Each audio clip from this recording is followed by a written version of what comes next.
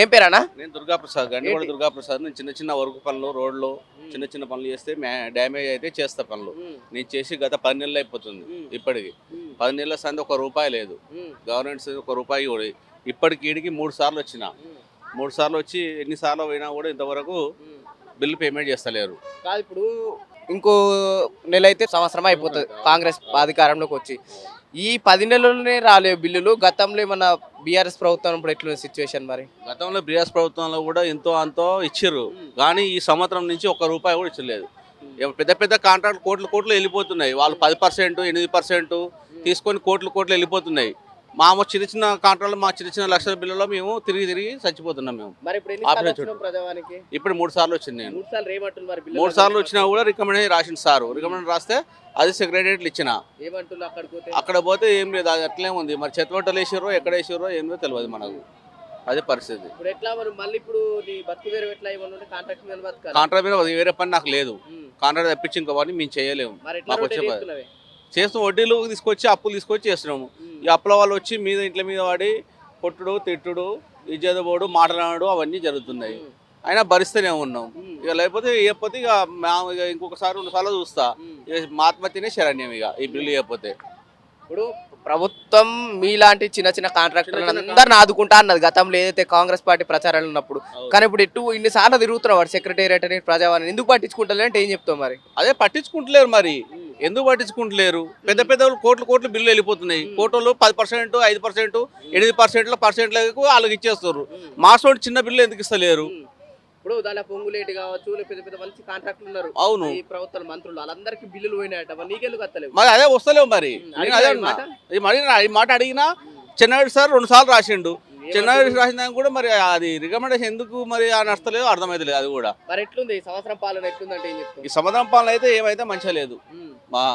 6 గ్యారెంటీలు ఇచ్చిన అభివృద్ధి చేస్తున్నా అని అంటున్నారు. చేస్తున్నా కానీ ఏది అభివృద్ధి ఏడా చేసిండు అభివృద్ధి?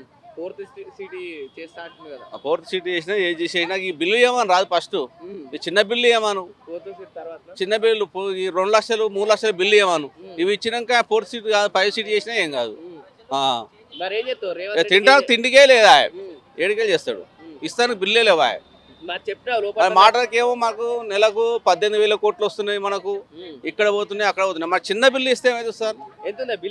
ఎంత సార్? అన్ని చిన్నవి 15 లక్షలు ఉన్నాయి మొత్తం. చిన్న 6 లక్షలు, 8 లక్షలు, 3 లక్షలు, 2 లక్షలు అన్ని వడ్డీలు తీసుకొచ్చి ₹2, ₹3, ₹5 పరిస్థితి బట్టి.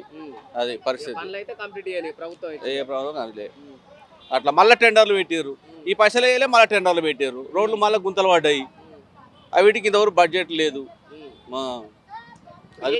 ఫైనల్ గా అటు మంత్రులకి ఏం చెప్తావు? ఆర్ఎండ్బి మినిస్టర్ ఉన్నాడు, రేవంత్ రెడ్డి ఉన్నారు కదా, ఏం చెప్తావు? ఇక ఎవరు చెప్పినా ఇప్పుడు వీడికి వస్తే బట్టి విక్రమార్క కలుస్తాడు అని అన్నారు. ఆ సార్ దగ్గరికి వస్తే ఆ సార్ లేడు, రేవంత్ రెడ్డి కలవాడు. ఇప్పుడు ఈ చెన్నారెడ్డి సార్ కలిస్తే చెన్నారెడ్డి సార్ నడవదో అర్థమైతలేదు. ఆ రికమెండేషన్ రాసి పంపిస్తుండు. కానీ ఈ ప్రజాపాలన ప్రజావాణి పెట్టిందే ప్రజల సమస్యల కోసం సమస్యలు పెట్టిండు. కానీ మరి ప్రజా సమస్య ఏది తీర్తలేదు కదా. మరి ఇప్పుడు నేను 3వ వచ్చిన, ఇప్పుడు 3వసారి పోతే అక్కడ తీరాలి కదా సమస్య. ప్రజావాణి కేవలం సమస్యలు వినేందుకు తప్ప సమస్యలు తీరేందుకు కాదా? అది వాస్తవం. మరి సమస్యలు వింటాను తీర్థం కాదు, తీర్తలేదు. 3 సార్లు వచ్చింది ఇప్పటికి.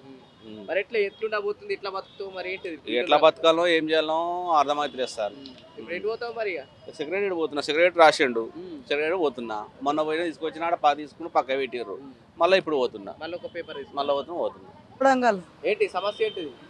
మాకు ఇల్లు లేదు, భూమి లేదు, తినడానికి రాసిన బియ్యం కూడా కట్ చేసిండ్రు. అందుకోసము ఆడికెళ్ళి ఇక్కడ వచ్చాను. లోపల కోటే పట్టించుకోవట్లేరు. ఎమ్మెల్యే సీఎం కాబట్టి వచ్చినాం అంత దౌకెళ్ళి. కానీ చెప్పినాను గిట్ట పట్టించుకోవట్లేరు. అంటే డ్రెస్సులు కొడకరా, అవి కొడకరా, ఇవి కొడకరా అని వీటికే చెప్తున్నారు. మరి దీని విషయం మరి ఇన్ని సంవత్సరాలు 6 సంవత్సరాలు అవుతుంది మా ఆయన చనిపోయి, కానీ ఇంతవరకు అయితే ఏం లేదు. వీడికి వచ్చుడు ఇంకా 3 సార్లు. ఇది తీసుకురాపో ఇది తీసుకురాపో అనిడే ఉంది. యాదొకటి ఏం అయితలేదు, చేస్తలేదు. పింఛన్ అసలే వస్తలేదు. మా ఆయన 6 సంవత్సరాలు చచ్చిపోయి కాలం అయింది. పింఛన్ గురించి వచ్చిన, ఇల్లు గురించి వచ్చిన సార్. ఇల్లు గురించి వచ్చినా పింఛన్ గురించి వచ్చినా అని పింఛన్ లేదు, ఇల్లు లేదు, ఏం లేదు ఇంతవరకు. 6 గ్యారెంటీలు అందుతున్నాయి మరి నీకు? 6 గ్యారెంటీలో ఒక్క గ్యారెంటీ అందలేదు సార్. మీ కొడంగల్ అన్ని అందుతున్నాయని చెప్తున్నారు మరి. నాకైతే ఏం అందలేదు సార్. ఎవరికి అందినావు కానీ నాకైతే అందలేవు, ఇంకా అందలేవు.